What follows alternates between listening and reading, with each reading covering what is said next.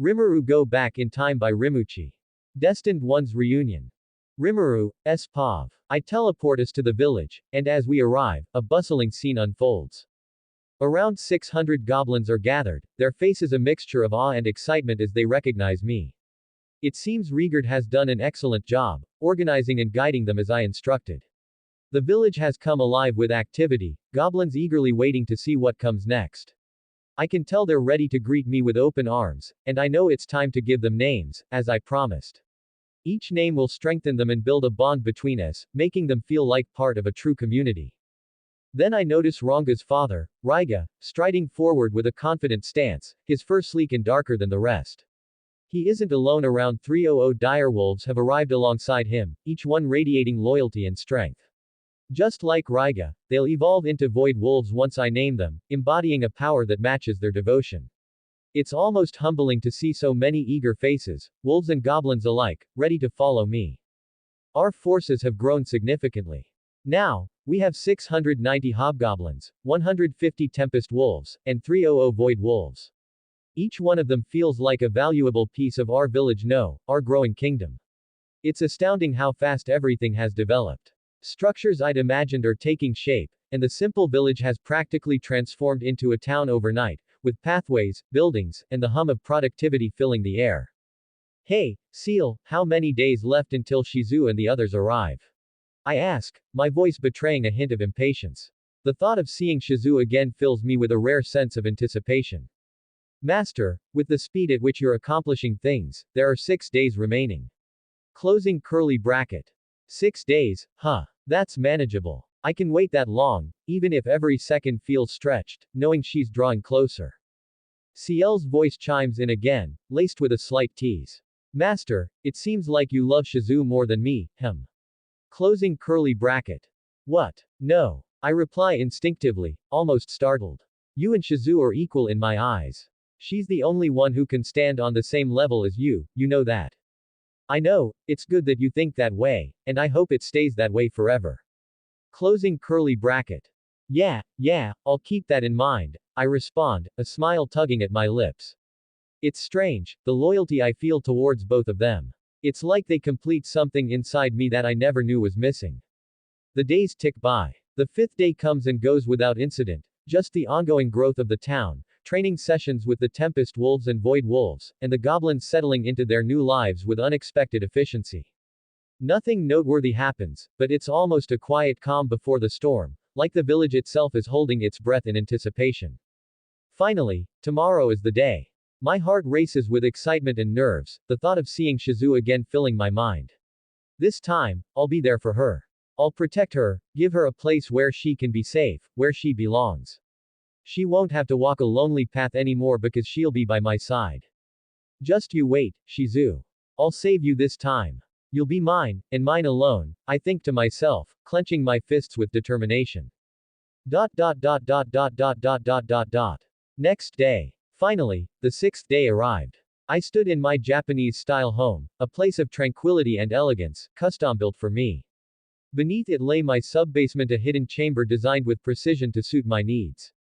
Suddenly, a report came in from one of my loyal subordinates stationed in the sub-basement. Rimuru-sama, I have news to deliver, he said, bowing respectfully. I smirked, already guessing the contents. Let me guess, 4 human individuals have entered the forest, correct? My subordinate's eyes widened slightly. As expected from Rimuru-sama. Yes, that's exactly it. What should I do? I paused, considering my response, then replied calmly, nothing. I'll handle it personally. With a slight nod, I spread my dragon wings, feeling their power unfold. With a powerful beat, I launched into the sky, gliding effortlessly toward their location. Moments later, I spotted them, 4 humans dashing through the forest, pursued by a swarm of giant ants. In the middle of the group, a woman Shizu turned around, her eyes blazing with determination as she faced the approaching ants, drawing her weapon. I stayed in the air for a moment, observing, waiting for the right time to intervene. Ernst Pav. My 2 friends and I were ordered to investigate the mysterious disappearance of the storm dragon. Just before we set off, a girl wearing a mask approached us, asking to join. We were short on manpower, so we decided to bring her along. She introduced herself as Shizu. We ventured deep into the forest, carefully navigating the dense trees and undergrowth. Suddenly, Kabul spotted an ant nest. And, of course, he couldn't resist poking it. They're my good friends, but, sometimes they're such idiots. I thought, groaning internally. Why did you have to poke it? I yelled. If I die here, I'll haunt you as a ghost. Kabul just laughed, completely unfazed. That's not gonna happen. If we're dying, I'll go down with you. He joked, clearly enjoying the chaos he'd stirred up. The ants were swarming, their numbers overwhelming. That's when Shizu stepped in, her movements swift and precise as she fought them off, taking down dozens. But suddenly, she staggered, her face twisting in pain. She dropped to her knees, clutching her side. An ant lunged toward her, but before it could strike, a brilliant white flame ignited from seemingly nowhere, turning the creature to ash. In that moment, a figure descended gracefully, landing in front of Shizu. As he stood, the firelight illuminated him, casting his striking form in a mesmerizing glow. He had golden eyes, intense and piercing, as if they could see into your very soul. His long silver hair shimmered with a hint of platinum blue, catching the faint light as it cascaded down his back. Atop his head were unmistakable dragon horns, sharp and proud. Two majestic wings extended from his back, a mesmerizing blend of black and silver that seemed to ripple with hidden power. His face, it was like Shizu's, with the same delicate features, yet far more majestic. His beauty was so overwhelming that it felt otherworldly, as if he belonged to the realm of gods, or perhaps even beyond that. The three of us stood there, speechless, the word escaping our lips in unison, almost like a breath. Beautiful. I think both Shizu and the mysterious figure heard us, but neither one reacted. Instead, the stranger simply gazed down at Shizu, an unreadable expression in his golden eyes, as though he knew her, or perhaps had been waiting for her all along. Shizu's pav. I hadn't expected anyone to let me join their mission, especially since I barely knew them. But when I approached the group, they accepted me without too many questions. I introduced myself as Shizu, though I could see the skepticism in their eyes. Still, they let me come along, and together we set off into the forest in search of the missing storm dragon. As we walked, I found myself listening to the chatter between Ern and Kabul. They bickered like brothers, and there was something warm, even comforting, in the way they teased each other.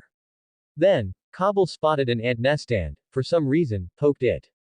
Chaos erupted instantly. Ants began pouring out of the nest in swarms, and I knew we had to act fast.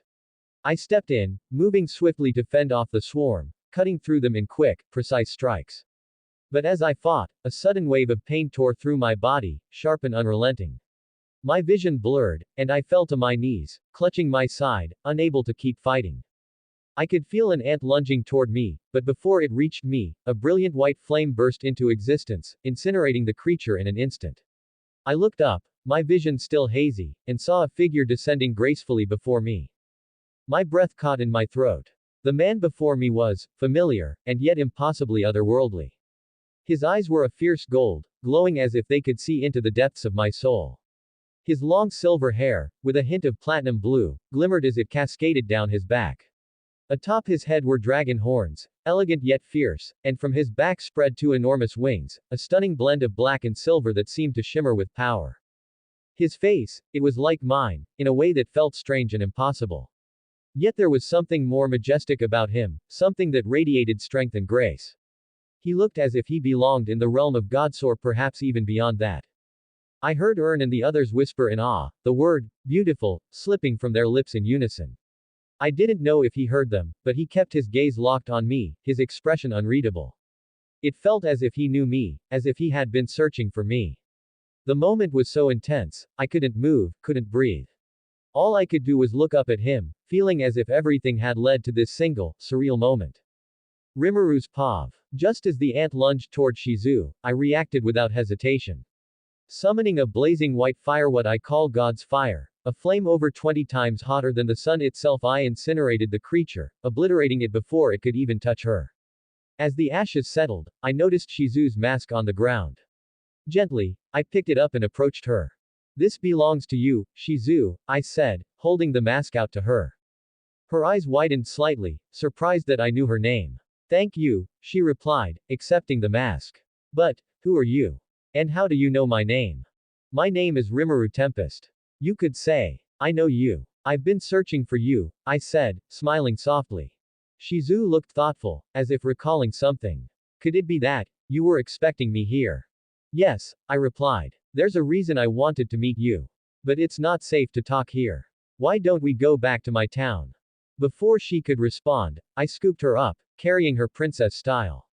She blushed, her face turning as red as a tomato. Put me down, Rimuru-san. I can walk on my own, you know.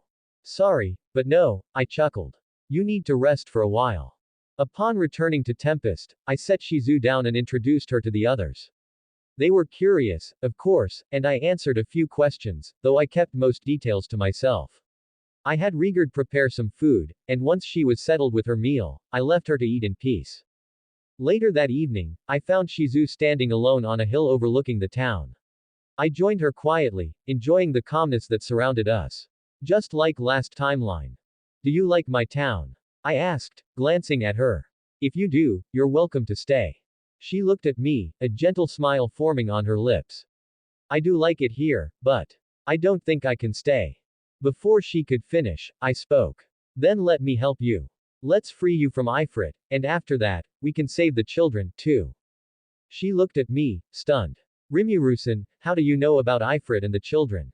Let's just say I know more than it seems, I replied with a wink. Now, let me save you first. Seal, if you would, I murmured inwardly. Already done, master. Ifrit has been placed in subspace, and a new, egoless spirit has been created, Seal reported. I watched as Shizu's expression softened. Hearing the voice of the world announcing the completion, Hero Egg granted to individual Shizu Izawa. Successful. Hero Egg hatched. Successful. Individual Shizu has evolved into a true hero. She now possessed the ultimate skill, Sun Goddess Sarian. With a gentle smile, I turned to her. Now you're safe. And with Ifrit gone, we can focus on saving those children together. But, there are a few conditions if you choose to stay here. Shizu tilted her head, intrigued. Conditions. What are they?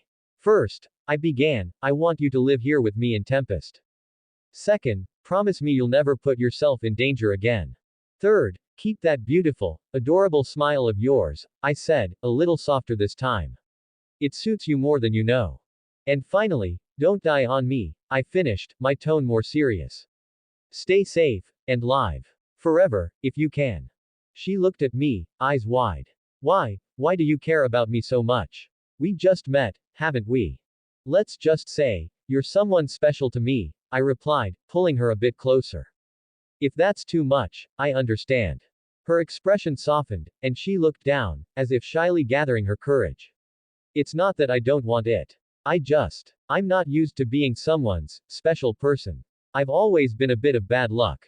Hearing this, I gently lifted her chin, meeting her gaze. I want you more than anything, I whispered, my voice filled with certainty. And I'd do anything to have you by my side. She blushed deeper, her cheeks a bright shade of red. Then, promise me, she murmured. Promise you'll never leave me. I leaned closer, brushing a strand of her hair behind her ear. I promise. I'll never leave you, Shizu. Hearing my words, she let out a sigh of relief, a gentle smile lighting up her face. Then, I'll stay. I'll be yours, Rimuru. Yes, I replied, pulling her even closer, feeling her warmth. You're mine. Mine alone. Slowly, I closed the distance, pressing my lips softly to hers. She responded, her lips warm and gentle against mine, and we held the kiss for what felt like an eternity. When we finally pulled back, the world around us seemed to shimmer in the moonlight. Shall we go back to town? I asked, smiling as I took her hand in mine. She nodded, her face still flushed, and I lifted her once more, carrying her back to my room as the stars watched over us. I told her about Seal as well. To be honest, Seal and Shizu became good friends. Me and Seal, Shizu do more than